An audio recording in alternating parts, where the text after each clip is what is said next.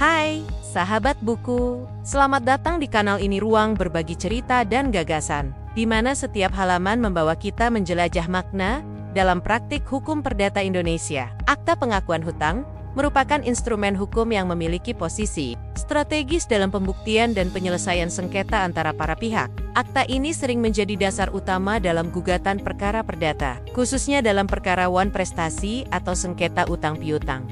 Oleh karena itu, terdapat salah satu referensi terbaik adalah buku berjudul Akta Pengakuan Hutang dalam Sengketa Perdata, sebuah pendekatan hermeneutika hukum. Karya Dr. Andes Glenn Fortuna de la Fortega. Penulis menyajikan suatu perspektif yang unik dengan menyoroti dinamika penafsiran hukum dalam proses penyelesaian sengketa.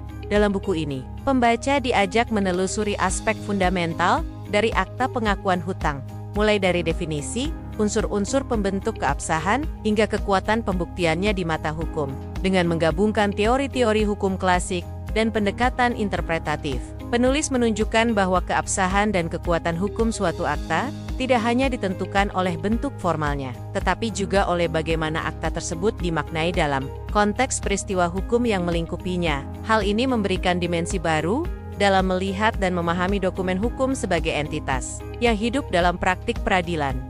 Buku ini juga mengulas bagaimana peran hakim dan pengadilan sangat sentral dalam menentukan tafsir terhadap Akta Pengakuan Hutang, terutama ketika dihadapkan pada kasus-kasus yang tidak bersifat hitam putih. Melalui analisis terhadap beberapa putusan pengadilan, penulis memperlihatkan bahwa interpretasi hukum tidaklah tunggal. Faktor-faktor seperti niat para pihak, kondisi perjanjian, serta norma sosial yang berkembang ikut memengaruhi keputusan akhir yang diambil oleh pengadilan. Hal ini memperkuat relevansi pendekatan hermeneutika dalam studi hukum modern.